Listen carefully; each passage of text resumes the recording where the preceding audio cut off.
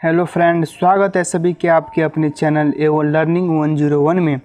तो आज हम इतिहास को बेसिक से समझेंगे। अगर आप ये वीडियो देख लेंगे तो आपको फिर दोबारा इतिहास को बेसिक से जानने की ज़रूरत नहीं है। आप ये वीडियो देखने के बाद आप इतिहास को अच्छे से समझ जाएंगे, मतलब बेसिक से इतिहास के बारे में सब कुछ जान जाएंगे। ठीक है, तो चलिए इंडियन हिस्ट्री को हम पढ़ना चालू करते हैं, भारतीय इतिहास को। तो भारतीय इतिहास को 3 भाग में बांटा गया है दोस्तों। वो कौन कौन सी है? तो पहला है प्राचीन भारत, जिसे एंशिएंट इंडिया कहा जाता है दोस्तों। और दूसरा है मध्यकालीन भारत, जिसे मेडिएवल इंडिया कहा जाता है। और तीसरा है आधुनिक भारत, जिसे मॉडर्न इंडिया कहा जाता है। आधुनिक भारत वही आधुनिक भारत जो अभी चल रहा है दोस्तों। जी हाँ दोस्तों, जो अभी चल रहा है। तो प्राचीन भारत किसे कहते हैं? देखिए, प्राचीन भारत यानी जो बहुत पहले बीत चुके हैं उसे हम प्राचीन भारत कहते हैं। इसका जो समय रहा है वो 300 BC से लेकर 500 BC तक रहा है। BC मतलब बिफोर क्रिस्ट। अगर आपको AD BC मतलब तिथियों के बारे में जानने में आपको कठिनाई आ रही है तो आप हमारी वीडियो जाकर देख सकते हैं, लिंक डिस्क्रिप्शन में है।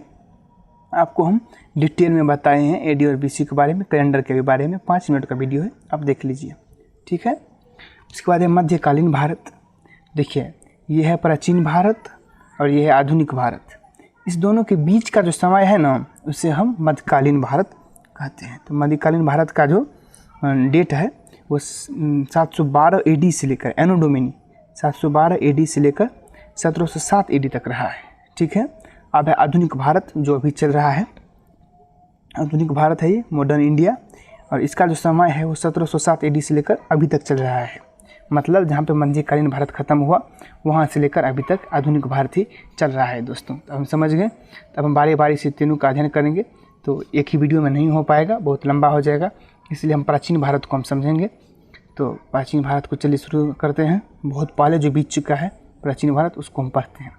तो उससे पहले हम ये जान लेते हैं कि इतिहास को बेसिक समझ लेते हैं। इतिहास किसे कहते हैं? तो देखिए, इतिहास शब्द ग्रीक अथवा यूनानी भाषा के शब्द हिस्टोरिया से बना है। यूनानी भाषा का शब्द है हिस्टोरिया, उससे इतिहास बना है। और हिस्टोरिया का अर्थ होता है खोज अथवा छानबीन। ठीक है, और हिस्टोरिया को ही इतिहास का प्रथम पुस्तक माना जाता है। इससे ही इतिहास बना भी है दोस्तों। ठीक है, अब है इतिहास किसे कहते हैं? तो ब्रिटेन के इतिहासकार एडवर्ड हैलेट कार ने अपनी पुस्तक व्हाट इज हिस्ट्री, उनका पुस्तक है, उनमें उन्होंने दिया है कि इतिहास अतीत और वर्तमान के बीच एक अनंत संवाद है। मतलब अतीत मतलब होता है बीते हुए कल, जो समय बीत चुका है। अतीत मतलब इतिहास ही होता है। तो इतिहास जो है वो बीते हुए समय के और वर्तमान मतलब आज जो चल रहा है उसके बीच में एक अनंत संवाद है। अनंत संवाद का मतलब क्या है कि देखिए, अगर हमारी पूर्वजों जो हमसे पहले रह के यहाँ से गए हैं वो कोई गलती किए होंगे तो वो गलती हम दोबारा नहीं दोहराएंगे। मतलब अनंत संवाद पैदा करती है इतिहास। ठीक है, इतिहास पढ़ना बहुत ज़रूरी है दोस्तों। अगर आपको बोले एक लाइन में बोलने के लिए इतिहास किसे कहते हैं, तो आप बोलेंगे बीते हुए कल को इतिहास कहते हैं, बीते हुए समय को इतिहास कहते हैं दोस्तों। बस ऐसे बोल देंगे आप। उसके बाद ये देखिए, हेरोडोटस को इतिहास का जनक माना जाता है। अगर आपसे कोई पूछेगा इतिहास का पिता किसे कहा जाता है, तो आप बोलेंगे हेरोडोटस। ये जो आपके सामने बैठा हुआ है इनको ही बोलते हैं हेरोडोटस, इतिहास का जनक या पिता। अब हेरोडोटस को इतिहास का जनक या पिता क्यों बोलते हैं? ये देखिए, हेरोडोटस जो थे वो ऐतिहासिक घटनाओं की व्यवस्थित जांच करने वाले पहले लेखक थे, इसलिए उन्हें इतिहास का पिता कहा जाता है। ठीक है, जो उन्हें प्राचीन रोमन वर्ता सिसरो द्वारा प्रदान की गई उपाधि थी, डिग्री थी, इसलिए उन्हें इतिहास का पिता कहा जाता है। ठीक है, अब है इतिहास का संबंध अतीत के उन घटनाओं से है जिनका हमारे पास लिखित एवं प्रमाणित तिथि उपलब्ध है। अगर हम आपको बोलें कि प्राचीन काल के पहले का समय क्या हुआ था, उस समय में कैसे लोग थे, किस तरह के लोग थे, तो आप नहीं बता सकेंगे, क्योंकि उस समय का हमारे पास कोई साक्ष्य नहीं है। तो यहाँ पे यही दिया गया है कि अतीत का संबंध उन घटनाओं से है जिनकी हमारे पास प्रमाणित तिथि उपलब्ध है। ठीक है, और दिया गया है अतीत की अध्ययन इतिहास कहलाता है। आपको हम बताए हैं अतीत ही होता है इतिहास। अतीत मतलब होता है बीते हुए कल को, अध्ययन को हम इतिहास कहते हैं। ठीक है, अब देखिए यहाँ पे इतिहास को जानने का 3 मुख्य स्रोत होते हैं, 3 सोर्स होते हैं। 3 कौन कौन से? पुरातात्विक स्रोत, जिसे आर्कोलॉजिकल सोर्स भी कहा जाता है। दूसरा है साहित्य स्रोत, लिटरेसी सोर्स इंग्लिश में बोलते हैं इसको। और तीसरा है विदेशी यात्राओं का यात्रा वृत्तांत। तो देखिए पुरातात्विक स्रोत क्या होता है। पुरातात्विक स्रोत मतलब पुरातत्व का अध्ययन करने वाले को हम पुरातात्विक कहते हैं। देखिए पुरातात्विक क्या होता है, मूल रूप से भौतिक साक्ष्य है। पुरातात्विक क्या है, मूल रूप से भौतिक साक्ष्य, फिजिकल साक्ष्य है। जैसे कि ऐतिहासिक इमारतें, सिक्के, शिलालेख, ये सब पुरातात्विक स्रोत में आते हैं। मनका, सिक्के, ये सब निकलते हैं पुरातात्विक से खुदाई करके, ठीक है। और दूसरा है साहित्य स्रोत। साहित्य स्रोत क्या होता है, वे लिखित रचनाएं जो जिनसे हमें भारत या विश्व के इतिहास के बारे में जानकारी मिलता है, उसे हम साहित्य स्रोत कहते हैं। जिनसे लिखे उनको भाषा को हम पढ़ सकते हैं, उसे साहित्य स्रोत कहते हैं, ठीक है। अब तीसरा है विदेशी यात्राओं का यात्रा वृत्तांत। अगर विदेशी यहाँ पे आएंगे अपने भारत में और वो अपना यात्रा का वृत्तांत करेंगे, इनसे भी इतिहास को जानने का मौका मिलता है दोस्तों, ठीक है। अब है इतिहास को 3 खंडों में बांटा गया है। प्राचीन इतिहास को, यहाँ से प्राचीन इतिहास स्टार्ट हो जाता है। प्राचीन इतिहास को 3 खंडों में बांटा गया है। कौन कौन सी खंडों में?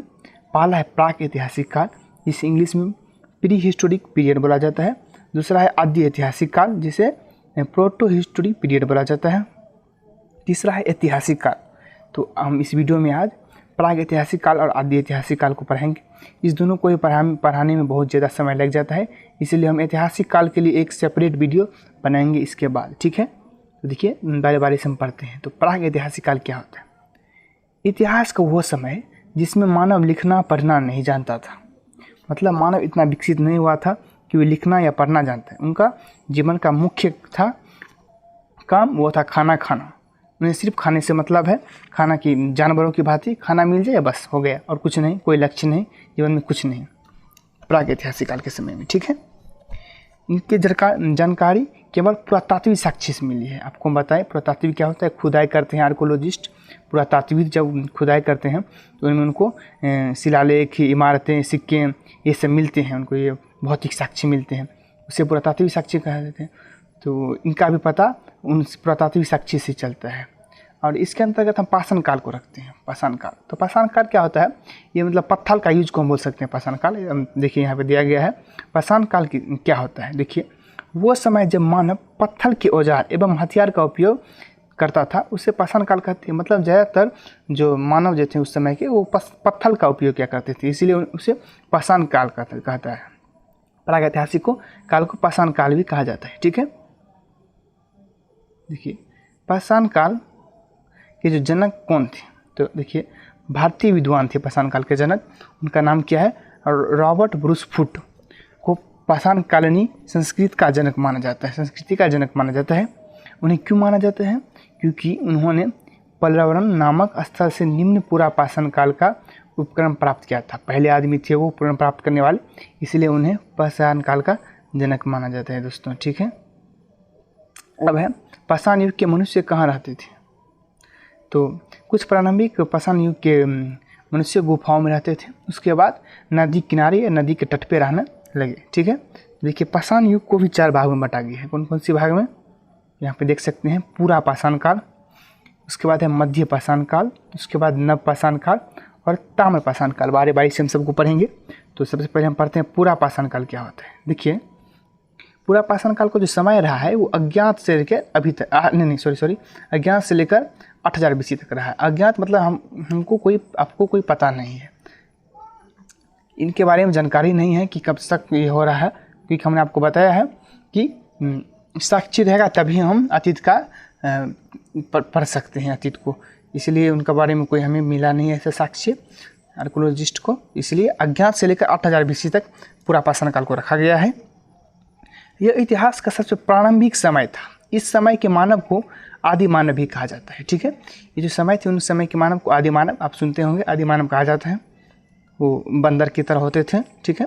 इस समय के मानव खानाबदोश थे। खानाबदोश मतलब होता है जो उनके जीवन में मुख्य उद्देश्य जानवरों की भांति पेट भरना होता है, सिर्फ खाना खाने से मतलब है और कोई काम नहीं है, जीवन में कोई लक्ष्य नहीं है, ठीक है।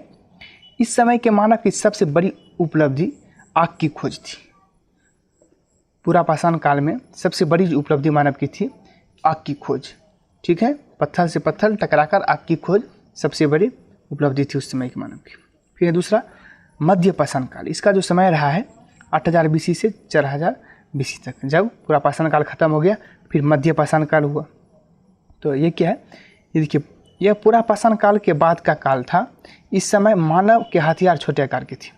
मानव जो हथियार बनाते थे अपना, वो जानवरों की दांत से, नुकीली दांत से और पत्थर को घिस घिस के उस समय के हथियार बनाते थे। वो हथियार बहुत छोटे आकार के थे। इस समय की मानव की सबसे प्रमुख कार्य जो थी वो अंतिम संस्कार थी, अंत्योष्टि। ठीक है। हिंदू धर्म के अनुसार मानव को 16 संस्कार होते हैं। जन्म भी एक संस्कार है, मुंडन, शादी विवाह, ये सब संस्कार है। और जब आदमी मर जाते हैं तो लास्ट में अंतिम संस्कार 16वां संस्कार करके उनको जला दिया जाता है हिंदू धर्म के अनुसार। तो वहीं पे मध्य पाषाण काल में सबसे प्रमुख जो कार्य मानव ने सीख लिया था वो है अंतिम संस्कार। ठीक है।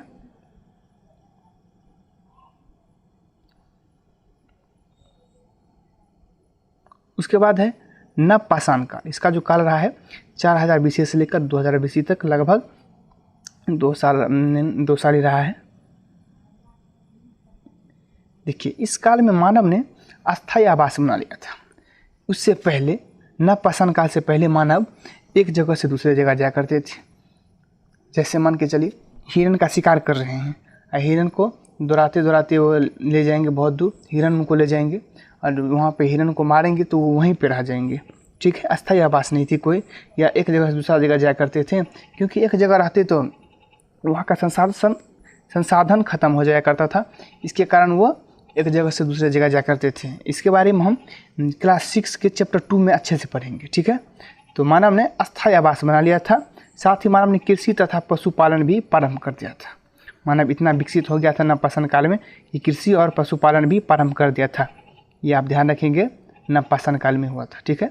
मानव ने इस काल में पहिया और मनका मतलब होता है घड़ा, की खोज की नव पाषाण काल में। यहाँ पे देखिए नोट में दिया गया है, नोट 1 है, मानव ने खेती 7000 ईसा पूर्व मतलब 7000 BC, ईसा पूर्व मतलब होता है BC और ईस्वी मतलब होता है AD। तो 7000 ईसा पूर्व मतलब 7000 BC में पाकिस्तान में फिलहाल में है। ये कौन सी जगह है? ये सुलेमान और खिरतर पहाड़ी। यहीं पे सबसे पहली खेती हुई। कौन कौन सी चीज़ की खेती हुई? जौ और गेहूं की। आपसे कोई पूछेगा सबसे पहली खेती कौन कौन सी हुई, तो आप बोलेंगे जौ और गेहूं की। 2 फसलों की खेती सबसे पहले हुई। कौन सी जगह पे हुई? पाकिस्तान के सुलेमान और खिरतर पहाड़ी पे। ठीक है। और नोट 2 में क्या दिया गया है? मानव द्वारा पाला गया पहला पशु कुत्ता था। मतलब नव पाषाण काल में मानव इतना विकसित हो चुके थे कि उन्होंने पशु को पालतू भी बनाना प्रारंभ कर दिया था। अब आप कमेंट करेंगे कि वो पशु को पालतू क्यों बनाते थे, उनसे उनका क्या फ़ायदा होता होगा। ये आपका प्रेजेंस ऑफ माइंड हम देखेंगे, कमेंट करेंगे, आप सबका कमेंट हम पढ़ेंगे। उसके बाद है ताम्र पाषाण काल। इसका जो काल रहा है वो 3000 BC से लेकर 2000 BC तक रहा है, लगभग 1000 साल। कि ये पाषाण काल का अंतिम समय था। पाषाण काल मतलब पत्थर का युग का ये अंतिम समय था। इस समय तांबा की खोज हुई, इसलिए हम इसे ताम्र पाषाण काल कहते हैं। ठीक है। जिस कारण से औद्योगिकरण मतलब इंडस्ट्रियलाइजेशन मतलब फैक्ट्री सब का शुरू हो गया था। इसी औद्योगिकरण का विकसित रूप सिंधु सभ्यता में देखने को मिलता है। सिंधु सभ्यता अब हम आगे पढ़ेंगे जब हम प्राक-ऐतिहासिक काल खत्म कर दिया। अब हम आदि ऐतिहासिक काल में आ चुके हैं। आदि ऐतिहासिक काल को इंग्लिश में प्रोटो हिस्टोरिकल पीरियड, इसी में हम सिंधु सभ्यता को पढ़ेंगे। ठीक है। अब देखिए आदि ऐतिहासिक काल क्या होता है। अभी हम प्राक ऐतिहासिक काल खत्म कर दिया, अब आदि ऐतिहासिक काल पढ़ेंगे। उसके बाद नेक्स्ट वीडियो में ऐतिहासिक काल हम आपको बताएंगे। ठीक है। देखिए इस काल में मानव द्वारा लिखी गई लिपि को पढ़ा नहीं जा सका है। देखिए प्राक ऐतिहासिक काल में तो कोई लिपि मिली भी नहीं थी, कोई नहीं, पुरातात्विक ही था। और इसमें भी पुरातात्विक ही है, क्योंकि इस काल में लिपि तो मिली है मगर हम उसको पढ़ नहीं सकते हैं। उनका अलग ही होता था। जैसे कोई अक्षर बना दिया करते होंगे, अब बोलते होंगे अपने में वो लोग समझ जाते होंगे इस अक्षर का मतलब शेर का है, शेर इस अक्षर का मतलब पानी पीना है, मतलब उनका अलग ही था, वो हम नहीं पढ़ पाते हैं। ठीक है। किंतु लिखित साक्ष्य मिले जरूर हैं। इस काल के जानकारी का स्रोत भी पुरातात्विक साक्ष्य ही है। ठीक है। इसमें सिंधु सभ्यता को रखते हैं। आदि ऐतिहासिक काल में सिंधु सभ्यता को रखते हैं। अब देखिए सिंधु सभ्यता का जो समय रहा है वो 2500 BC से लेकर 1750 BC तक रहा है। देखिए सिंधु सभ्यता क्या है। यह सभ्यता सिंधु नदी के तट पर मिली थी। इसलिए इसे सिंधु सभ्यता कहा जाता है। ठीक है, इनका नाम क्यों पड़ा सिंधु सभ्यता? देखिए सिंधु नदी के तट पर मिली, इसीलिए इन्हें सिंधु सभ्यता कहा जाता है। अच्छा, सभ्यता का मतलब आप लोग जानते हैं ना, सभ्यता का मतलब होता है कल्चर। सभ्यता का अर्थ उन नगरों या नगरों का वासियों से है जो अस्थायी रूप से एक स्थान पर निवास करते हैं, ये सभ्यता कहा जाता है। ठीक है, तो सिंधु सभ्यता है, सिंधु का कल्चर। तो तट पर मिली थी सिंधु नदी, इसीलिए इन्हें सिंधु सभ्यता कहा जाता है। इसकी जानकारी के लिए पहली खुदाई हड़प्पा में हुई थी, अतः इसे हड़प्पा सभ्यता भी कहा जाता है। इसका दूसरा नाम हड़प्पा सभ्यता है। सिंधु सभ्यता की जानकारी मतलब सिंधु सभ्यता की मैसेज कौन दिया था सबसे पहले? चार्ल्स मैसन। चार्ल्स मैसन ने सिंधु सभ्यता को सबसे पहले जानकारी दी थी, मैसेज दी थी सिंधु सभ्यता का। ये चार्ल्स मैसन जो है वो आर्कोलॉजिस्ट हैं, पुरातात्विद हैं, इन्होंने सबसे पहले मैसेज दी थी सिंधु सभ्यता का। ठीक है, देखिए सिंधु सभ्यता सर्वेक्षण, सर्वे क्या था? सिंधु सभ्यता का सर्वे सबसे पहले कौन किया था? जेम्स कलिंगहन ने किया था सिंधु सभ्यता का सबसे पहले सर्वे। ठीक है, सिंधु सभ्यता 13 लाख वर्ग किलोमीटर में फैली हुई है। 13 लाख वर्ग बोलिएगा आप लोग, किलोमीटर डायरेक्ट ना बोलिएगा। ठीक है, सिंधु सभ्यता का नामांकन जो है वो कौन किए थे? तो जॉन मार्शल। जॉन मार्शल ने सिंधु सभ्यता का सबसे पहले नामांकन किए थे। सिंधु सभ्यता की पहली खुदाई, ये आप याद रखिएगा, बहुत ज़रूरी है। सिंधु सभ्यता की पहली खुदाई आपसे पूछेंगे कौन किए थे, तो आप बोलेंगे दयाराम साहनी ने सबसे पहली खुदाई की थी। और सिंधु सभ्यता जो है वो आकार में त्रिभुजाकार है, यहाँ पे आप देख सकते हैं ट्रायंगल शेप का है, त्रिभुजाकार है सिंधु सभ्यता। पहले अखंड भारत था तो अपने भारत में आ जाता था, वर्तमान में अभी कुछ भाग पाकिस्तान में चले गए हैं, कुछ भारत में हैं। ठीक है, सिंधु सभ्यता विश्व की सबसे पहली शहरी सभ्यता थी, उससे पहले ग्रामीण सभ्यता थी सिंधु सभ्यता से पहले। जब सिंधु सभ्यता आया, प्रागैतिहासिक काल समय ग्रामीण सभ्यता थी, लेकिन जब प्रोटो हिस्टोरिकल पीरियड आया मध्यकालीन भारत, तो उसमें सबसे पहले सिंधु सभ्यता शहरी सभ्यता मानी गई। सिंधु सभ्यता के लोग तट पर रहा करते थे। तट पे क्यों रहते थे, इनका भी आप कमेंट में करेंगे जवाब। ठीक है, इसका विकास 2500 ईसा पूर्व, 2500 ईसा पूर्व कहने का तात्पर्य है 2500 BC बिफोर क्रिस्ट से लेकर 1750 ईसा पूर्व 1750 BC तक रहा है। ठीक है, इसकी पश्चिमी सीमा जो है सिंधु घाटी की, वो पाकिस्तान के सुतकाकेंडोर में स्थित थी, पश्चिमी सीमा। ठीक है, जो दासक नदी के तट पर थी। दासक नदी जो है वो पाकिस्तान में स्थित है, पाकिस्तान के ग्वादर जिले में स्थित है दासक नदी। ठीक है, ग्वादर जिला है पाकिस्तान में, वहाँ पे स्थित है दासक नदी। ठीक है, अब हम आगे बढ़ जाते हैं। इसकी उत्तरी सीमा कश्मीर के मांडा, कश्मीर भारत में आता है, कश्मीर के मांडा में चिनाब नदी के, यहाँ पर देखिए तट पर था तो तट लिखा गया है, तो तट पर स्थित थी, तट पर थी चिनाब नदी। जी, चिनाब नदी जो है सिंधु नदी का सहायक नदी है। चिनाब नदी आपको मालूम होना चाहिए। तो सिंधु नदी का सहायक नदी के तट पर उत्तरी सीमा है। ठीक है, इसकी पूर्वी सीमा जो है उत्तर प्रदेश का आलमगीरपुर में थी, जो हिंडन नदी के तट पे थी। हिंडन नदी जो है यमुना नदी का सहायक नदी है, हिंडन नदी यमुना नदी का सहायक नदी है, इसके तट पर थी। इसकी पूर्वी सीमा, सिंधु घाटी की पूर्वी सीमा आलमगीरपुर। ठीक है, इसकी दक्षिणी सीमा महाराष्ट्र के निजामाबाद में प्रवरा नदी के तट पर थी। प्रवरा नदी जो है वो गोदावरी नदी के उपनदी है, उपनदी बोले तो सहायक नदी। ठीक है, सहायक नदी का दूसरा नाम उपनदी है। अब देखिए सहायक नदियाँ किसे कहते हैं, तो वो भी हम आपको बता देते हैं। देखिए सहायक नदियाँ उन्हें कहेंगे जो एक बड़ी नदी में मिल जाती है। देखिए आप मिल जाती है तो आपके मन में सवाल यह होगा कि मिल जाती है, छोटी नदी हुआ सहायक नदी की बड़ी नदी? तो छोटी नदी हुई दोस्तों सहायक नदी, वो ना जाके नदी को बड़ी करती है, तो बड़ी नदी सहायक नदी नहीं हुआ, छोटी नदी हुई। ठीक है, ये आपको हम बता दें। अब सिंधु सभ्यता के कुछ प्रमुख स्थल के बारे में हम पढ़ेंगे। तो सबसे पहला जो है वो है हड़प्पा। हड़प्पा, इसकी खुदाई जो है 1921 में हुई। वो कौन की? तो दयाराम साहनी ने की थी, आपको मालूम है, सबसे पहले इन्होंने की थी। इन्हें हड़प्पा सभ्यता भी कहा जाता है सिंधु सभ्यता को।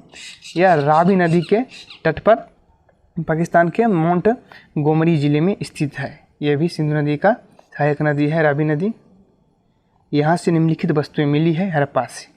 जब उनकी पुरातात्विक आर्कोलॉजिस्ट जब गए तो उनको यहाँ से निम्नलिखित वस्तुएं सब मिले हैं। तो सबसे पहला मिला है कुम्हार का चाक। कुम्हार होते हैं, एक जाति है, उनका चाक मिला है।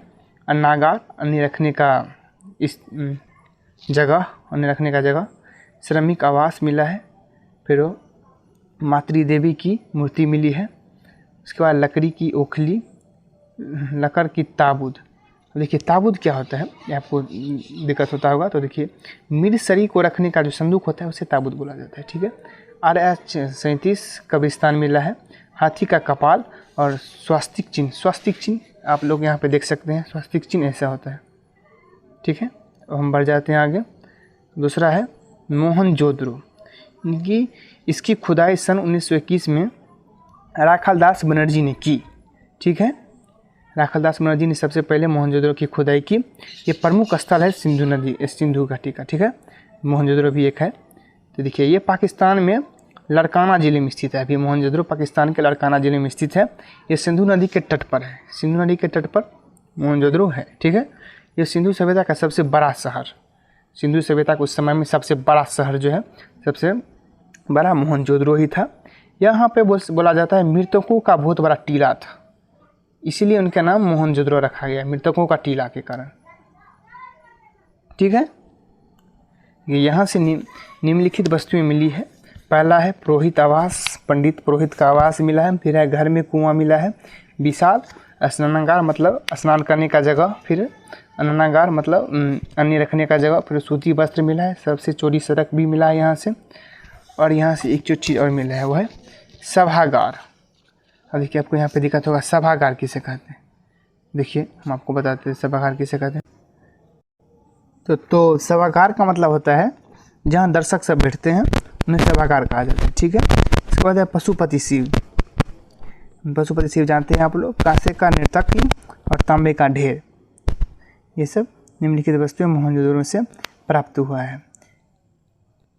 देखिए वहाँ पे नोट दिया गया है, मोहनजोदड़ो का अन्नागार मतलब उन्हें रखने का जगह सिंधु सभ्यता की सबसे बड़ा भवन या इमारत माना जाता है। अब है चंद्रहुंद्रो। इसकी जो खुदाई है सन 1931 में गोपाल मजूमदार ने की। गोपाल मजूमदार ने सन 1931 ईसा पूर्व में चंद्रहुंद्रो की खुदाई की है। ये पाकिस्तान में सिंधु नदी के तट पर स्थित है अभी वर्तमान में। यह एकमात्र ऐसा शहर है जो दुर्ग रहित है।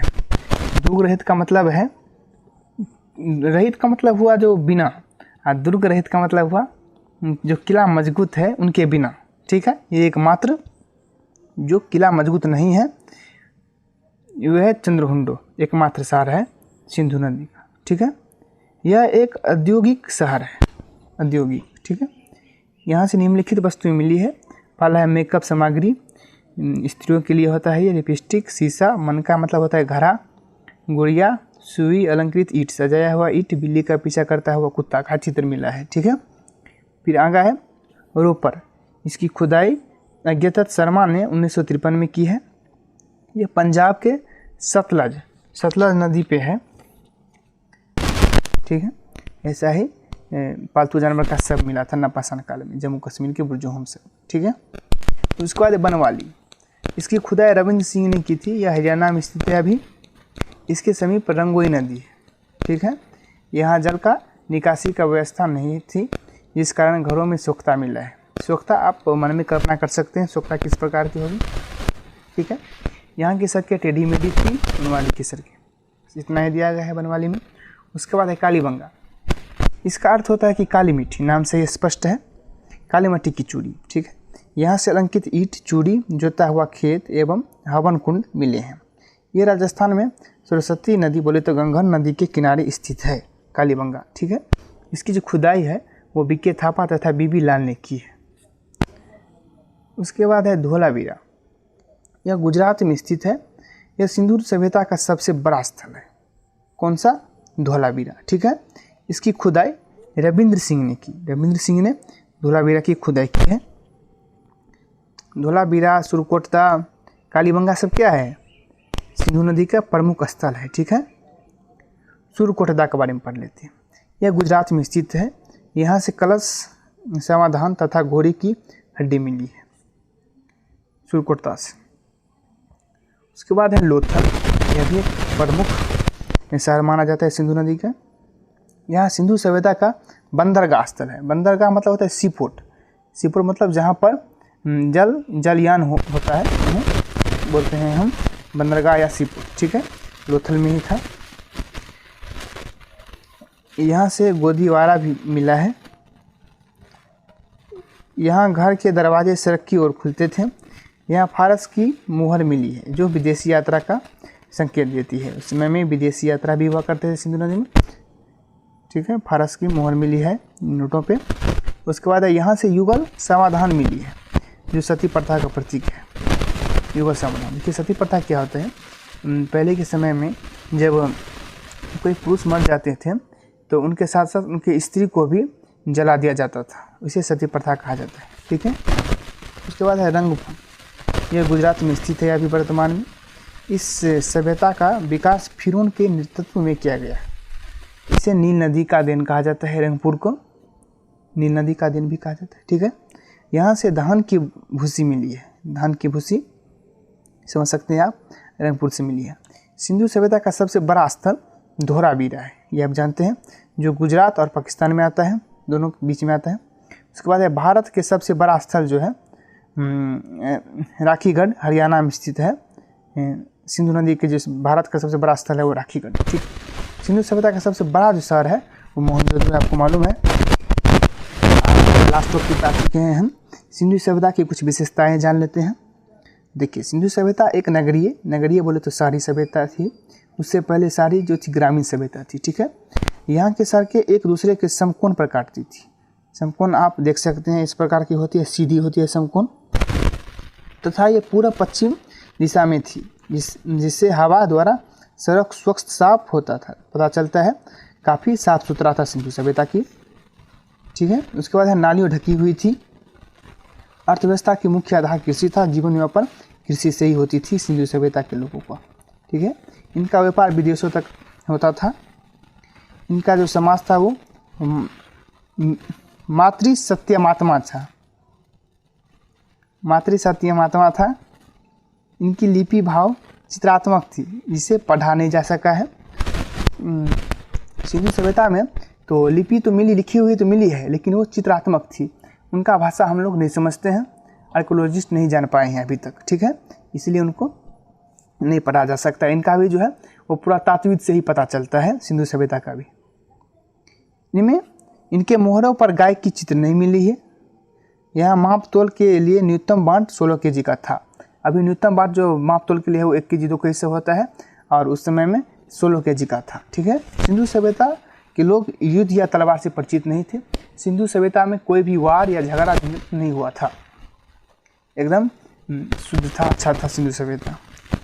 सिंधु सभ्यता का जो विनाश का, देखिए बहुत अच्छा पॉइंट है, सिंधु सभ्यता का जो विनाश हुआ वो सबसे बड़ा कारण कौन सा चीज़ को माना गया है? बाढ़ को। बाढ़ आया तो सिंधु सभ्यता का विनाश हो गया। क्यों हुआ बाढ़ से? क्योंकि आप लोग जानते हैं कि सिंधु सभ्यता के लोग नदी के तट पर रहा करते थे, इसलिए जब बाढ़ आई तो उनका सभ्यता का सर्वनाश हो गया। तो यहाँ पे आपको सिंधु सभ्यता खत्म हो गया। अब हम मिलते हैं नेक्स्ट वीडियो में नए जोश नियम के साथ ऐतिहासिक काल को लेकर। तब तक के लिए अपना ख्याल रखिएगा। धन्यवाद।